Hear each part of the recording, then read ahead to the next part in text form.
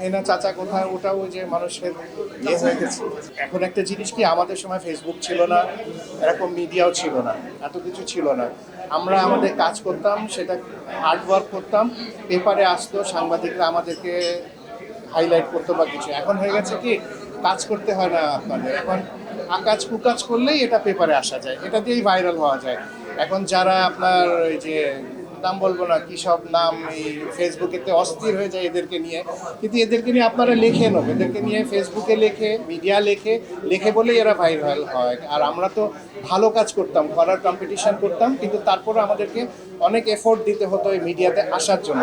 আর এখন তো নিজেই ফেসবুক, নিজেই একটা ইউটিউব বানায়, নিজেই ক্যামেরা নিয়ে করে দিলে।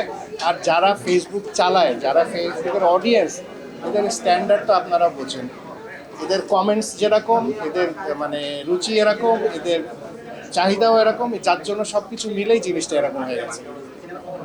আগে যেমন আরেকটা কথা বলি আমি, আগে আমরা যারা আমাদের দাদি নানিরা কাঠের চুলাতে রান্না করতেন, ওটা তখন স্ট্যান্ডার্ড ছিল, ওটাই ছিল স্ট্যান্ডার্ড, এবং ওই রান্নাতেই আমার বাপ চাচারা বড় হয়ে গেছেন এবং স্বাস্থ্য নিয়েই বড় হয়েছেন, খারাপ ছিল না।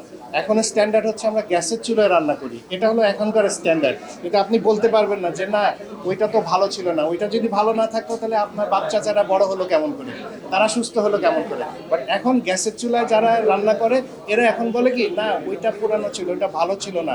আমাদের এই এই মানে রেসপেক্টটা রাখতে হবে। আমাদের ইন্ডাস্ট্রি যখন আগে ছিল, যখন আমরা তখনকার স্ট্যান্ডার্ড ওটাই ছিল, ওটাই বেস্ট স্ট্যান্ডার্ড ছিল। তখনও ছবি চলেছে, 1400 হলে ছবি চলেছে, ছবি সুপার হিট হয়েছে, 1 মাস 1.5 মাস করে ছবি চলেছে এক একটা হল। 1500 সিটের হলে 500 ফুল করেছিলাম আমরা ওই জমানায়। আর এখন 200 সিটের হলেতে একটা শো ফুল করলে আমরা তো মনে করি বিশাল ব্যাপার হয়ে গেছে। আমাদের একটা শোতে যা চলতো, মানে ফুল ডেতে 5টা শোতে আমরা যে করতাম, এখন কিন্তু পুরো মাসে ওইটা হয়। কিন্তু তারপর ওই যে ক্যামেরা চামচামি বলা যায়, আপনি তো বলে দিলেন এখানে, এটা প্রুফ লাগে না তো, ফেসবুকে লিখে দিলেন হ্যাঁ আমার তো হয়ে গেছে, এইটা হচ্ছে ওই আছে, সবাই উনি বস, ইনি কিং, উনি কিং। আজব একটা ব্যাপার। না, সাকিবের ব্যাপারটা যেটা আমি বলি, সাকিব নিজে অনেক এফোর্ট দিয়ে এই পর্যন্ত এসেছে। সে আপনারা হয়তো তার আগেরটা জানেন, সে আগে অনেক এমন ছবিও করেছে যেগুলো ছবির মতো না, কিন্তু সে আস্তে আস্তে নিজেকে গড়েছে, এই পজিশনে এনেছে। একটা লোক নিজের চেষ্টায় এই পজিশনে এসেছে, সেটাকে আপনাকে ইগনোর করার মতো কোনো নেই। আপনারা যদি পারতেন, এখন ইন্ডাস্ট্রি অনেকে বলে তো পারলে আর একটা সাকিবকে বানান নেই, ইন্ডাস্ট্রি তো ডাইরেক্টরের অভাব নাই, প্রডিউসারের অভাব নাই, কই তারা তো কিছু পারতেছে না। এটা সম্পূর্ণ ক্রেডিট তারই। সে এখন চুজ করতেছে গল্প, সে এখন টিম রেডি করতেছে, সে সব কিছু করে একটা জায়গায় সে আসছে। তা আসলে দিন, তাকে আসতে দিন। আর আমরা যদি ক্যাপাবিলিটি থাকে আমরা তাকে কমপ্লিট করে উঠি, সমস্যা নাই তো। না, আমি বললাম যেটা, সাকিবের স্ট্যান্ডার্ড সাকিব মেনটেন করে যাচ্ছে, স্ট্যান্ডার্ডটা এত উপরে উঠে গেছে যে বাকি আর কেউ ওকে ধরতে পারছে না, একটা। আর 2 নম্বর কথা হলো আমাদের যেটা ইন্ডাস্ট্রির কথা আপনি বললেন, যেটা সংকুচিত হয়ে যাওয়ার কারণ কি, আগে ছিল একটাই জিনিস ছিল, আমাদের শুধু ফিল্মই ছিল।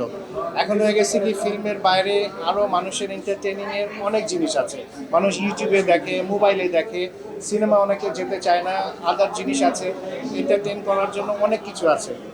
বাট ওই সময় আমরা যখন ছিলাম তখন আমাদের ফিল্মটাই দেখতো মানুষ, এই জন্যই মানুষ অতটুকু ছিল আমাদের প্রতি। বাট এখন ওই জিনিসটা নেই, এখন প্রপার জিনিস না হলে মানুষ আর যায় না।